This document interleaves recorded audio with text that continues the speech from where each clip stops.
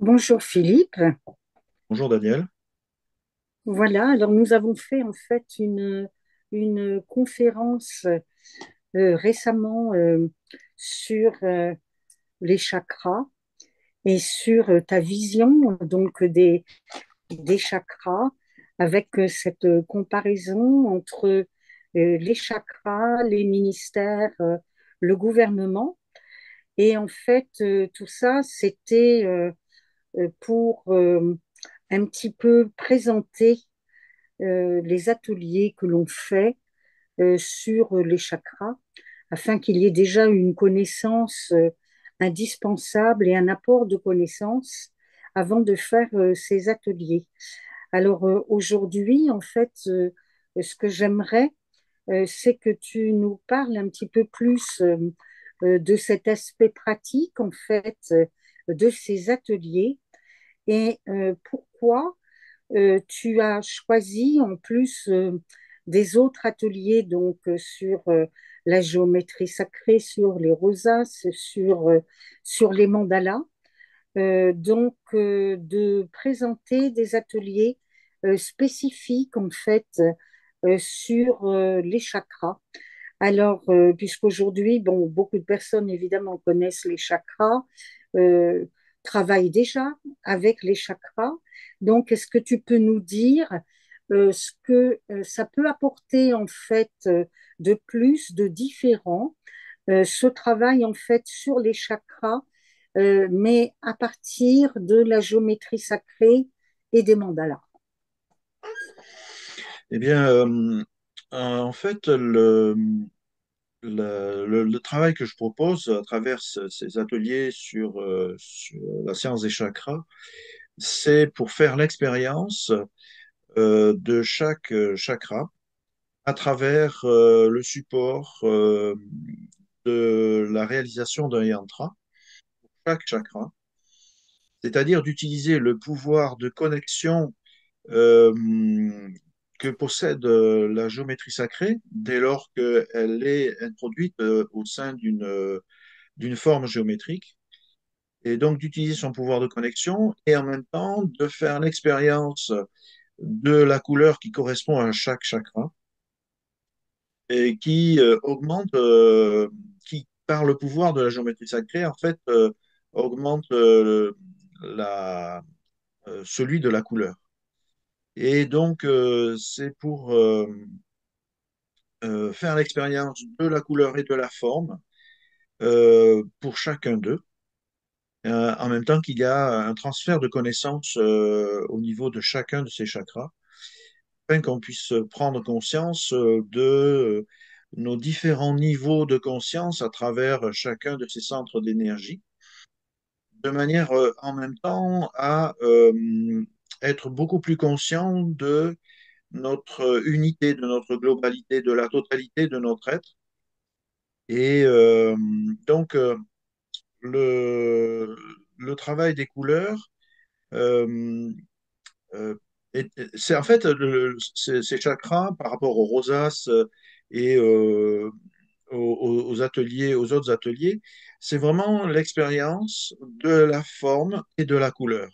La forme à travers le yantra qui est sur une base carrée avec ses quatre portes et la présence du nombre d'or. Et ensuite, la couleur, puisque pour chaque chakra, on travaillera uniquement avec une couleur, avec plusieurs nuances de cette même couleur. Mais ça sera vraiment un support de focalisation et de conscientisation et en même temps de connexion avec chacun de ces centres d'énergie. En fait, est-ce que ce sont ces formes qui nous aident euh, non seulement à conscientiser, mais à plus ancrer peut-être cela dans la matière, en les dessinant, en faisant un travail avec ces chakras, avec le yantra. Oui, c'est-à-dire qu'en fait, il faut voir la forme comme une manifestation du son. Il y a, à ma connaissance, pas d'approche qui permet de faire l'expérience de chaque chakra par la forme, par le monde de la forme. Beaucoup de pratiques se font par le monde de la visualisation, par une approche énergétique, voire même par le son, puisque chaque chakra est connecté à un son. Mais il n'y a pas d'approche avec le monde de la forme. Et le monde de la forme permet aussi effectivement de matérialiser, d'avoir un support concret de matérialisation suffisamment stable, suffisamment fiable et suffisamment durable pour nous donner le temps de faire l'expérience de chacun de ces centres d'énergie. Et alors, en fait, ça se matérialise dès qu'on commence à dessiner un chakra, ou c'est quelque chose qui demande du temps, qui se fait dans la durée? Alors, c'est un processus qui varie, dont l'impact varie selon chacun, selon le degré d'ouverture et de sensibilité de chacun. Euh, ce qui veut dire, c'est que c'est pas parce qu'on va dessiner un yantra sur le chakra racine que d'un seul coup, on va s'enraciner et qu'on va voir pousser les racines de notre être dans notre réalité. Non, mais par contre, c'est de le voir comme une approche à la fois globale et en même temps ciblée, qui nous permet d'entrer en connexion avec chaque niveau de notre être et d'en faire l'expérience. Dès lors que l'on commence à dessiner un yantra, bien sûr que ça va créer des résonances, ça va créer une affinité, ça va créer des liens qui ne sont pas forcément conscients immédiatement, mais qui va, comme je l'ai dit, je le répète, favoriser un processus de conscientisation, de reconnexion. Et donc, on peut en avoir conscience en partie, mais ça dépasse notre esprit rationnel. Et c'est dans cette intégralité de processus. Alors, il va y avoir des chakras avec lesquels on va être plus en affinité et d'autres plus en résistance. C'est ça aussi qui va être intéressant de voir. Mais le but, c'est de vivre notre unité sur chacun de ces plans. Par rapport à ce que tu viens de dire, ça veut dire que un petit peu, ça nous permet de conscientiser où on en est par rapport à tel ou tel chakra, suivant qu'on le vit facilement, suivant qu'on a des résistances. Est-ce que c'est ça que tu veux dire? Ça permet de sentir le degré de vitalité de chacun de ces centres d'énergie et qui sera vivifié, qui va, à travers la réalisation d'un yantra, va faciliter, favoriser une réactivation, si on peut dire, une réharmonisation, une régulation.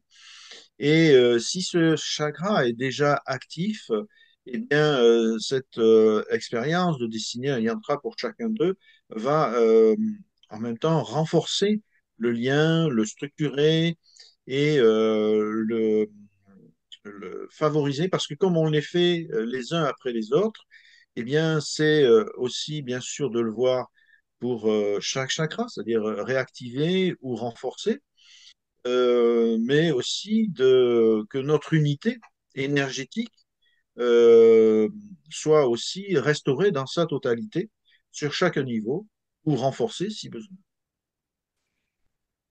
Et en fait, est-ce qu'il y a des conditions particulières pour faire ce travail, ou est-ce que ça demande déjà une connaissance sur les chakras? Alors, le fait d'avoir une connaissance sur les chakras, permet d'assimiler des notions peut-être plus sensibles, plus délicates, plus subtiles, je dirais. Mais on peut être tout à c'est ouvert aux débutants. C'est pas réservé qu'aux initiés, c'est ouvert aux débutants, même celles et ceux qui n'ont jamais dessiné de mandala de leur vie, parce que à chaque atelier, le, le tracé est expliqué de A jusqu'à Z, pas après pas, et ensuite un fichier PDF avec chacune des étapes est transmis par mail et qui permet à chacun de faire, de dessiner le yantra à son rythme quand le moment est opportun pour lui de le faire et avec toutes les indications et les conseils qui auront été présentés et partagés durant le direct.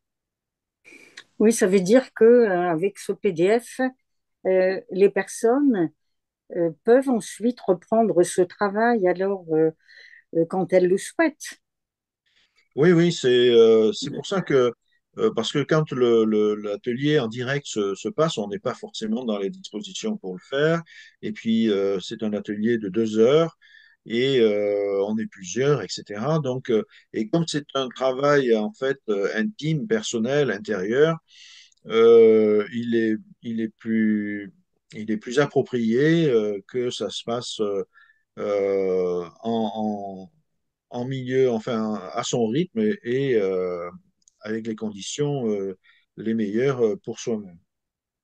Oui, donc elles ont déjà un temps entre chaque atelier et puis ensuite elles peuvent reprendre ce travail quand les ateliers sont terminés, si elles veulent réexpérimenter à différentes reprises le travail sur les chakras en fait.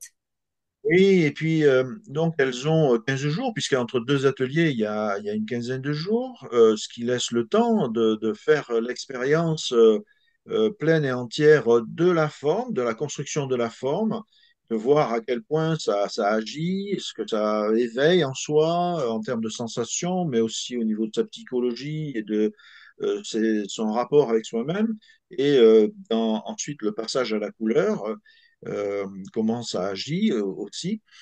Et donc, elles ont 15 jours. Et ensuite, au début de l'atelier suivant, il y a un temps de partage, de retour d'expérience des uns et des autres pour voir comment chacun l'a vécu, s'inspirer.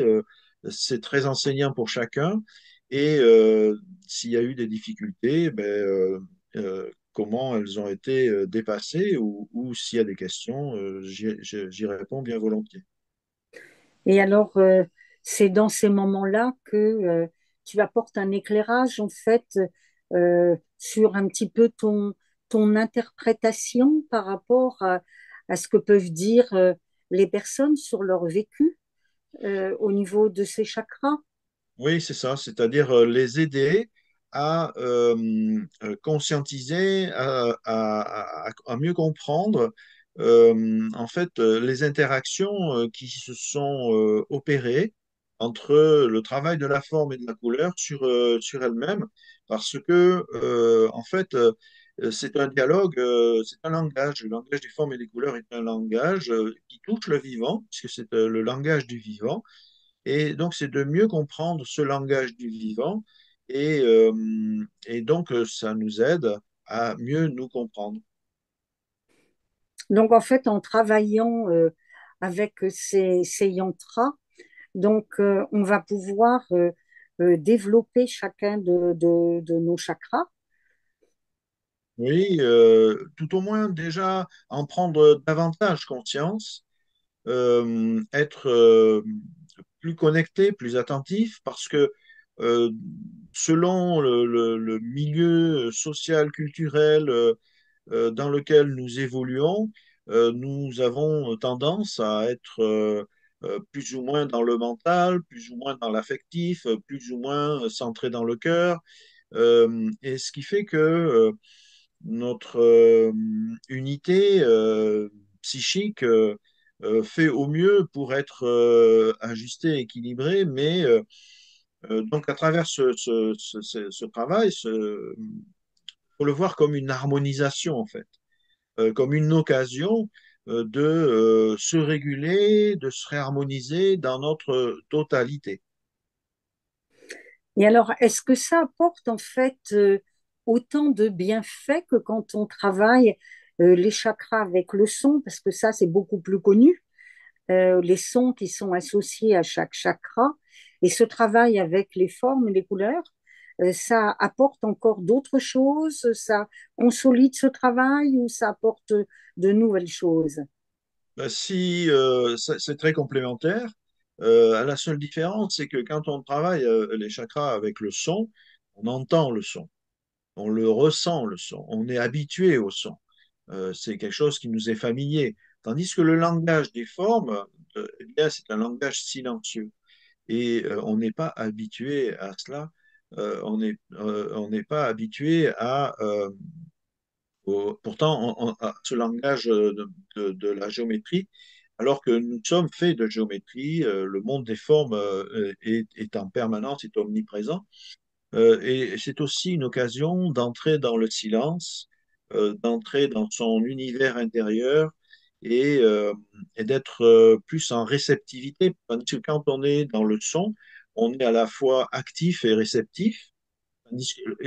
Là, c'est pareil aussi, puisqu'on est actif dans la construction, dans le tracé, dans la mise en couleur, mais est réceptif parce qu'on rentre dans le silence et ça nous pousse à être, je trouve, davantage dans une intériorisation. Et alors, toi-même, en fait, puisque tu as fait des très beaux tableaux sur les chakras, qu'est-ce que tu as ressenti dans ton propre processus, en fait, d'évolution, quand tu as travaillé sur chaque chakra de façon indépendante? Eh bien, en fait, ce qui se passe, c'est que je me rends compte que le fait d'être focalisé sur une certaine fréquence, parce que chaque chakra, chaque couleur, chaque forme est en fait une fréquence. Quand on dessine le chakra du sacré, par exemple, on reste sur cette fréquence pendant suffisamment longtemps. Euh, Tandis que quand on est, par exemple, dans le son, eh bien, on va être dans le son pendant quelques secondes, une minute ou deux, mais et puis voilà, on pourra le répéter autant de fois que l'on veut dans la journée ou plus tard. Mais tandis que là, on reste plusieurs heures. Le fait de le tracer, de le mettre en couleur. Donc on reste longtemps, plus longtemps. Et, euh, et donc moi, ça m'a permis de voir les interactions qui s'opéraient, d'abord des sensations, ensuite les émotions que ça pouvait comment dire, déclencher. Ensuite, les sentiments, et puis les pensées qui vont avec. Et donc, ça m'a permis d'être à la fois acteur et observateur, et de voir où sont, hmm, là où je suis en affinité, en facilité, et là où je suis en résistance. Et, euh, Et surtout, c'est que, par exemple, comme j'ai quelquefois partagé dans d'autres conférences, le rouge dans ma création, dans mon travail de création, j'avais du mal à le mettre. Eh bien, le fait de travailler sur les chakras m'a permis d'apprécier encore plus le rouge et de le conscientiser davantage, d'y goûter, d'en sentir sa chaleur, d'en sentir ce que cela pouvait amener dans mon équilibre personnel. Et ce qui fait que maintenant, je me sens beaucoup plus en paix, en tranquillité, en harmonie, et avec chacune de ces couleurs, justement. On peut être attiré en facilité avec du bleu, comme c'était mon cas auparavant, et bien moins avec les couleurs chaudes. Et avec le orange et le rouge, par exemple. Mais avec tout ce travail-là, ça m'a permis en fait d'être plus équilibré sur chacun d'eux et d'être en capacité à les utiliser de façon plus confortable. Et donc, En au niveau fait, de mon équilibre personnel, d'être beaucoup plus en phase avec moi-même. En fait, c'est le fait de focaliser en fait son attention pendant une certaine durée sur chaque chakra qui va faire qu'on va être beaucoup plus réceptif au message que peut nous transmettre en même temps ce chakra. C'est ça, c'est-à-dire qu'à chacun d'eux correspond une, euh, une partie de notre psychologie et une dimension de notre spiritualité. Et c'est d'être conscient en fait que ben, si on a des problèmes dans notre vie matérielle, ça concerne tel et tel chakra. Et par le fait de travailler sur cette dimension-là, va favoriser une régulation, une activation si besoin, un rééquilibrage et, euh, et détendre euh, cette relation avec la matière et faire que de façon douce et profonde et silencieuse, eh bien, il y a un travail qui se fait, une régulation qui se fait. Et petit à petit, en fait, on se rend compte oui, qu'il y a une aisance. Et, euh, et on ne fait pas forcément le lien que, ah oui, c'est parce que j'ai fait les chakras. Des fois, ce travail des chakras peut se faire, on peut en avoir un retour immédiat, mais des fois, ça se répercute aussi sur le long terme. Donc, il faut aussi le voir dans ce sens-là. Et est-ce que, en dehors donc de ce tracé, du travail sur les formes, tu apportes en même temps des connaissances particulières sur chaque chakra?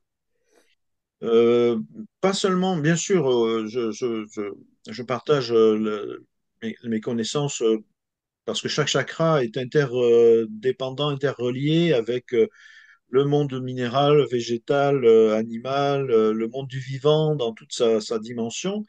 Euh, mais aussi, je partage de la connaissance sur les corps énergétiques, sur des sujets qui sont ce que j'appelle transversaux, qui aident justement à prendre conscience de notre unité humaine, mais aussi de, de la nécessité d'être conscient de tout ce qui se joue, en fait. Et en ce qui concerne en fait ce travail sur les tracés, tu as dit que ça se fait avec un yantra. Est-ce que tu peux nous expliquer un petit peu ce que représente cette forme du yantra? Alors le yantra, ça nous vient, c'est une forme sacrée qui nous vient de l'Inde. Euh, donc c'est un mandala. Donc le mandala s'inscrit dans un cercle et ce mandala, donc il se dessine dans un cercle et en fait il devient un yantra dès lors il est réalisé dans un carré et, euh, et ce carré a une particularité, c'est que sur chacun de ses côtés, il a une extension rectangulaire qui s'appelle des portes. Et en fait, c'est une forme, le yantra, qui inclut donc le mandala et l'octave supérieure du mandala. Je dirais parce que elle inclut cette dimension du carré qui représente symboliquement et énergétiquement le monde de la matière, le concret, le tangible. Et donc, on pourrait comparer le yantra à la dimension du cercle, en fait, du mandala qui est dans le yantra représente notre esprit, notre âme, notre esprit, notre conscience.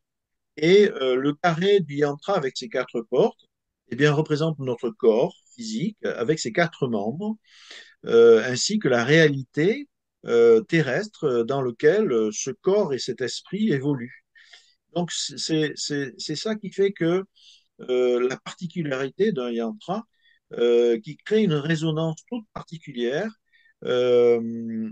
aussi bien au niveau de notre esprit, de notre psychisme, qu'au niveau de notre corps physique et physiologique. En fait, ça nous permet de travailler à la fois au niveau de l'esprit, au niveau de la matière, en fait. Oui, au niveau de tous nos corps, de tous nos corps, qu'ils soient physiques jusqu'au corps spirituel. Et le travail, en fait, sur l'ensemble de ces chakras nous permet petit à petit de retrouver notre unité. Eh bien, parce que de développer ce que j'appelle la conscience de l'être. C'est-à-dire que on est euh, dans une période d'évolution, de crise évolutive, où il est maintenant, le moment est venu de prendre conscience de qui nous sommes. Euh, et c'est pour ça que ce travail au niveau de chacun de ces chakras et tout ce partage de connaissances nous aide à développer la conscience de l'être et de son fonctionnement.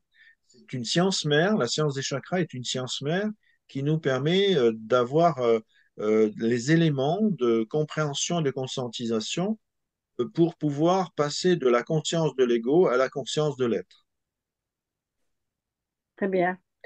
Donc, c'est un travail très complet, en fait, qui va dans le même sens que tout ce que tu proposes avec le travail de la géométrie sacrée, de l'astrologie. En fait, ça rejoint tout ce travail par cet intermédiaire, en fait.